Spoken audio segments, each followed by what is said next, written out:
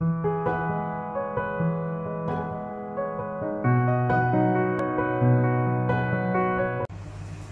ഒരു പുതിയ വീഡിയോയിലേക്ക് എല്ലാവർക്കും സ്വാഗതം. ആ ഉപ്പിലിട്ട നെല്ലിക്ക ഉണ്ടല്ലോ, അതിന്റെ ബാക്കി നെല്ലിക്കയാണിത്. അത് നമുക്കൊന്ന് അച്ചാറിടാം. ഞാനത് വെള്ളത്തിലിട്ടത് മറ്റേ ഉപ്പിലിട്ടതിൻ്റെതുപോലെ തന്നെ ഞാൻ അതിന്റെ അകത്തുനിന്ന് എടുത്തതാണേ. അതിനുശേഷം ദാണ്ട് ഞാനിങ്ങനെ വരഞ്ഞതിന്റെ അകത്തുനിന്ന് ഇങ്ങനെ വേർതിരിച്ചെടുക്കാൻ എളുപ്പമാണേ. അങ്ങനെ ഇതെല്ലാം ഒന്ന് വേർതിരിച്ചെടുക്കട്ടെ.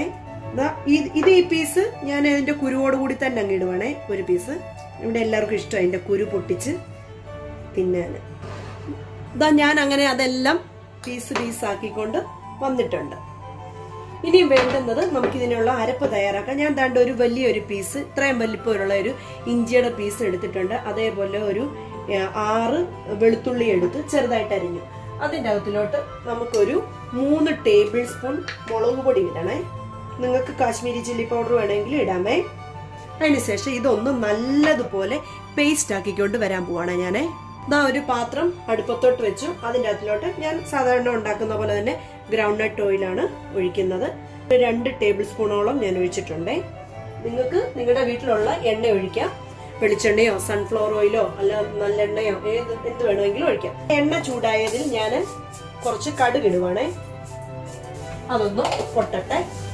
ആ പേസ്റ്റ് ആക്കി വെച്ച വെളുത്തുള്ളി, ഇഞ്ചിയും മുളക് പൊടി, അതിൻ്റെ അകത്തിലോട്ട് ഒരു 1/2 ടീസ്പൂൺ മഞ്ഞൾ പൊടിയും കരിവേപ്പിലയും കൂടെ ഇട്ടായിരുന്നേ. അതിട്ട് നന്നായിട്ടൊന്ന് വഴട്ടിയെടുക്കാം. ഈ സമയത്ത് തന്നെ വേണമെന്നുണ്ടെങ്കിൽ ബാക്കി പൊടികളും കൂടെ നിങ്ങൾക്ക് അങ്ങ് ചേർക്കാമേ. അതിലേക്ക് കായത്തിന്റെ പൊടി ആവശ്യത്തിനുള്ള, അച്ചാറിന് ഇച്ചിരി ഉലുവാപ്പൊടിയും കായത്തിന്റെ പൊടിയൊക്കെ ഉള്ളത് നല്ലതാണ്. അതിൻ്റെ അകത്തിലോട്ട് ഒരു 1/2 ടീസ്പൂൺ ഉലുവായുടെ പൊടി ഇടുവാണ്. ഞാൻ ആ പൊടിച്ചു വെച്ച ഉലുവാപ്പൊടിയൊക്കെ തീർന്നു. ഇനി പൊടിക്കണം. നന്നായിട്ടൊന്ന് വഴട്ടിയെടുക്കാം. എണ്ണ തെളിയുന്നത് വരെ വഴട്ടണം. അതില് എണ്ണ നന്നായിട്ട് തെളിഞ്ഞു വരുന്നുണ്ട്.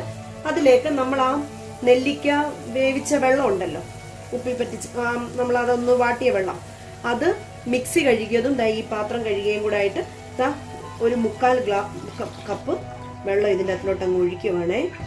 ഇതൊന്ന് ഇവിടെ കിടന്നൊന്ന് നല്ലതായിട്ടൊന്ന് തിളച്ച് ഒന്ന് പറ്റട്ടെ. ചെറിയതായിട്ടൊന്ന് പറ്റണം. തിളച്ച് വരുന്നുണ്ട്. അതിലോട്ട് 1 ടേബിൾ സ്പൂൺ വിനീഗർ ഞാൻ ഒഴിക്കുവാണേ. ഓൾറെഡി ഇത് നമ്മൾ വാട്ടിയെടുത്തപ്പോൾ ആ വെള്ളത്തിന്റെ അതിൽ നമ്മൾ വിനാഗിരി ഒഴിച്ചതാണ്. എന്നാലും ഇതിന് വേണ്ടിയിട്ട് ഇച്ചിരൂടെ വിനാഗിരി വേണം. അതിൻ്റെ അതിലോട്ട് ഒരു ശകലം ഈ ഗ്രേവിക്ക് ഉള്ള പരുവത്തിനുള്ള ഉപ്പിട്ടു. അതിനുശേഷം ഒന്നുകൂടെ ഇതൊന്ന് തിളയ്ക്കാൻ അനുവദിക്കണേ. ഉപ്പുണ്ടോ എന്നൊക്കെ ഈ സമയത്ത് നോക്കാം. ഉപ്പൊക്കെ ആവശ്യത്തിനുണ്ട്. ഇതൊന്നുകൂടെ ഒന്ന് കിടന്ന് തിളയ്ക്കട്ടെ. ഇത് തിളയ്ക്കുന്നുണ്ട്. തീ ഓഫ് ആക്കാം. ഉപ്പൊക്കെ പരുവത്തിനാണേ. പീസാക്കി വെച്ച നെല്ലിക്ക ഉണ്ടല്ലോ, ഇതിന്റെ ഈ നല്ല ചൂടൊന്ന് പൊയ്ക്കോട്ടെ. അതിനുശേഷം ഇതിൻ്റെ അകത്തിലോട്ട് അങ്ങ് ഇതിടാം. ശേഷം നന്നായിട്ട് ഒന്നുടങ്ങ് മിക്സ് ചെയ്യാം. ഇവിടെ ഇച്ചിരി ഗ്രേവി ഒക്കെ വേണം. ഞാൻ അതുകൊണ്ടാണ് ഇങ്ങനെ ഇട്ടത്.